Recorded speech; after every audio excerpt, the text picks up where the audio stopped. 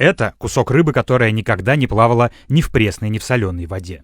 Строго говоря, этой рыбы никогда не существовало как таковой. Ее напечатали на 3D-принтере. I can feel the same experience of the fish structure in my mouth, and I'm also really amazed by the juiciness and also the kind of a buttery feel in my mouth. Десятки компаний в мире учатся печатать на 3D-принтерах различную еду. От аналогов мяса, включая бекон, стейки и фуагра, до пиццы, пасты и лосося.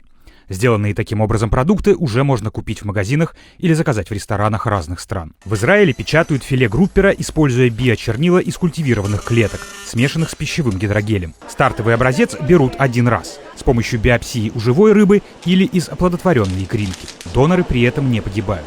Полученных клеток хватает, чтобы выращивать огромные партии мышечной и жировой ткани. Паста из клеток выкладывается 3D-принтером слоями, точно воспроизводя вкус, текстуру и характерную слоистость настоящего филе.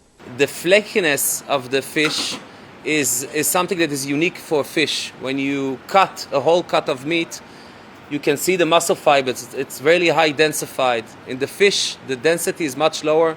The flakiness is something that is much more easier to mimic. And with our patent-protected printing capabilities, we know to 3D print exactly the same texture and flakiness of a real fish. Не нужны ни рыбаки, ни сети, ни фермы, ни антибиотики.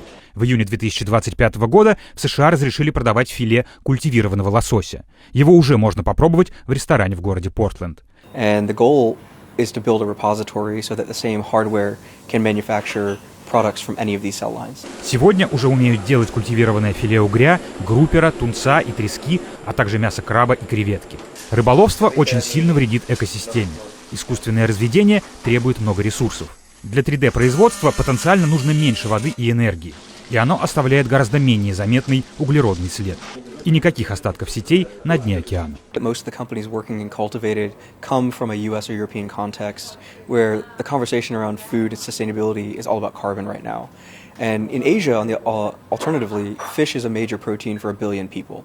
So for us, it's high impact regionally and I think more salient to a conversation about food sustainability. Пока это дорогой процесс. На пилотных линиях килограмм культивированного филе обходится в десятки евро, но цена быстро падает.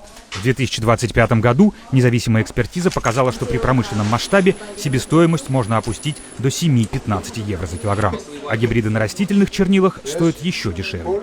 We want consumers to choose based on how it tastes and what it can do for the world and for the planetary environment.